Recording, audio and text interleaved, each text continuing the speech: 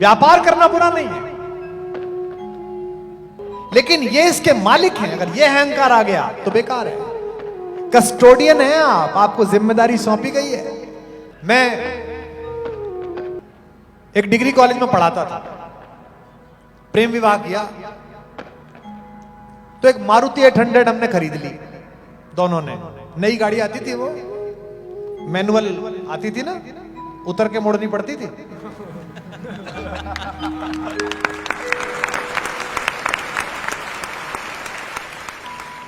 उस कॉलेज में जहां मैं पढ़ाता था और मेरी श्रीमती जी पढ़ाती थी, 2 कॉलेज थे, वहां 300 प्रोफेसर काम करते थे, 100 गर्ल्स कॉलेज में और 200 बॉयज और कोएड में। और मेरे पास एक गाड़ी थी। उस कैंपस में लगभग 70-80 लोगों के पास कार थी। जाड़ों का समय था।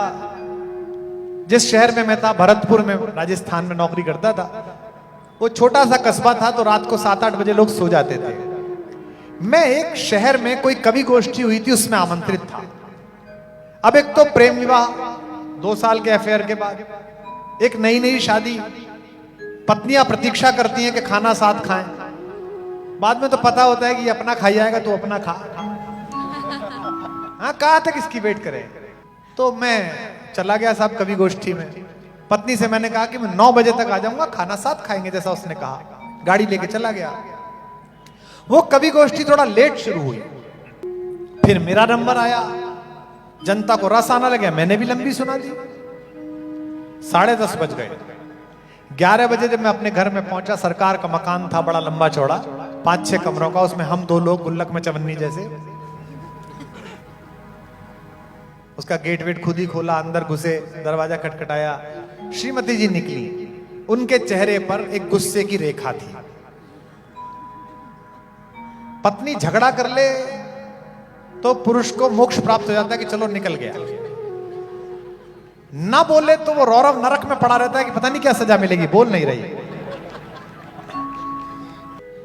तो मेरी तो हवा खराब हो गई। मैंने कहा यार ये बोल नहीं रही। तो मैंने उसे बहाने बताए, सच्चे बहाने, कि भाई वो ऐसा था, ऐसा था, ऐसा हुआ। वो मान भी गई। फिर थोड़ा अच्छा बनने के लिए किचन में जाके खुद काम करना शुरू कर दिया। डाइनिंग टेबल पे ये रखो, ये लाओ, ये लाओ। खाना लग गया। एक लॉन्ग कोट था मेरे पास जो मैंने कभी दिल्ली से खरीदा था, वो पहन लिया। जाड़ा बहुत ज्यादा था, 4 डिग्री 3 डिग्री सेंटीग्रेड तापमान। पहला कौर मुंह में रखने की कोशिश की कि घंटी बजी। रात को 11:30 बजे घंटी बजी। दरवाजा खोला तो एक कॉलेज के हमारे जो हेड क्लर्क थे, शर्मा जी, वो बदहवास हालत में शॉल ओढ़ के बोले, विश्वास जी थोड़ी आपकी जरूरत पड़ गई। बुजुर्ग थे, 58 साल के होंगे। मैंने कहा भाई साहब बताएं। मैं तो जवान था, 26-27 साल का। मैंने कहा भाई साहब आदेश करें। उनका लड़का था पप्पू। बोले वो पप्पू की बहू के ना दर्द होने लगा, उसके ड्यू है, तो अगर आपकी गाड़ी थोड़ा मिल जाती तो उसको बहू को अस्पताल तक ले जाते। मैंने कहा भाई साहब 2 मिनट में आया, मैं बिटिया को तैयार करिए। मैं अंदर गया। मैंने उससे कहा यार तुम खाना खा लेने का, वो शर्मा जी की बहू शायद ड्यू है, उसको छोड़ने जाना है। उसने कहा अच्छा फिर खाना। मैंने कहा तो लौट के खा लेंगे, तुम खा लो। उसने कहा अच्छा कोई बात नहीं। मैंने चाबी ली, फिर कपड़े पहने, दरवाजे पे गया। पप्पू की बहू पीछे लिटाई गई।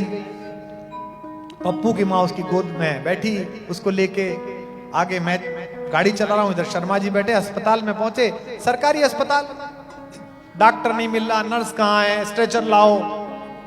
1:30 बज गया। जब बहू अंदर चली गई लेबर रूम में, तो पप्पू की माँ बोली कि भाई साहब एक छोटी सी बात थी। मैंने कहा कहिए भाभी जी। हम दोनों तो यहां आ गए, पप्पू घर में अकेला है। मैंने कहा तो पप्पू को भी ले आते, उसकी घरवाली है, थोड़ा उसका ढांढस बंधा रहता। मैंने कहा जी लाता हूं। मैं गया, उनको ले आए साहब। बज गया 2:30। अब 2:30 बजे पुत्र पैदा हो गया। बधाइयां बधाइयां हो गई। शर्मा जी ने खुद कहा कुमार जी बहुत देर हो गई, आप घर चले जाइए, हम सुबह को किसी माध्यम से आ जाएंगे। मैंने कहा देख लीजिए। नहीं नहीं नहीं आप चले जाइए। हम गाड़ी चला के पहुंचे। श्रीमती जी ने दरवाजा खोला 3 बजे। मैंने कहा बेटा हो गया। अच्छी बात। मुझसे बोली कि खाना खाएंगे, गर्म कर दूं। मैंने कहा तुम, मेरा मन नहीं है। तो मैं समझ गया कि देवी कोप में है। मैंने कहा मैंने भी वहां कुछ बिस्किट खा लिए थे। हम दोनों सो गए। अगले दिन संडे था। सुबह उठ के अपने बाहर के लॉन में कुर्सी बिछाई, चाय वाय लगी, तो उसके चेहरे पर रात्रि का गुस्सा था। मेरे विवाह को 3 या 4 महीने हुए थे। मैंने उससे कहा रात की घटना पे तुमसे एक बात करनी है। उसने कहा कोई बात नहीं, हो जाता है। मैंने कहा नहीं नहीं, आज बात करनी जरूरी है, जीवन साथ बिताना है। तो बोली बताइए। मैंने कहा ये पप्पू की जो पत्नी है, इसको 9:30 बजे दर्द हुआ होगा शुरू, आधा घंटे तो इसने दर्द सहन किया होगा कि कहां जगाऊं। आधा घंटे बाद इसने पहले पप्पू जगाया कि सुनो जी दर्द हो रहा है।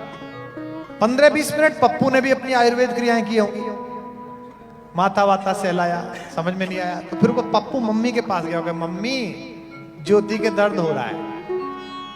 तो मम्मी गई उठ के, आधा घंटे मम्मी ने लगाया होगा।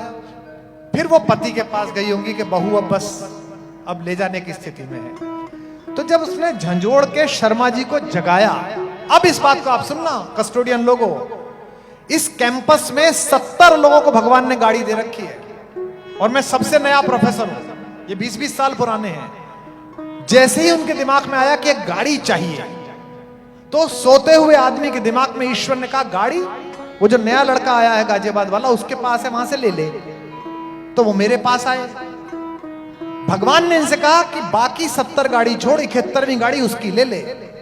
अगर आज मैंने इन्हें गाड़ी ना दी होती और मैं ना गया होता तो भगवान मुझसे कहता यार तेरे को काम सौंपता हूं, तू करता नहीं है, आगे से ना तुझे गाड़ी दे रहा ना काम दे रहा, इसी में लगा रहा है, तू जहां लगा हुआ।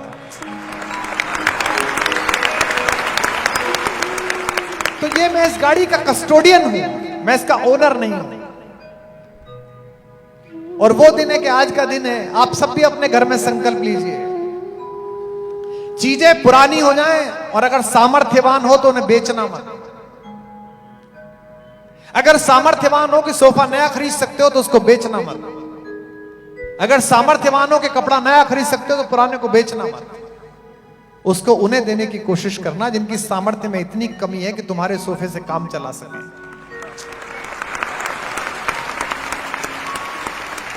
गमों की आंच पर आंसू उबाल कर देखो, बनेंगे रंग किसी पर तो डाल कर देखो।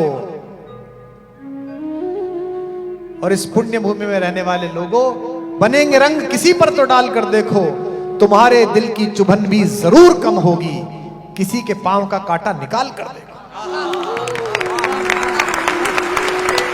ये सिखाते हैं।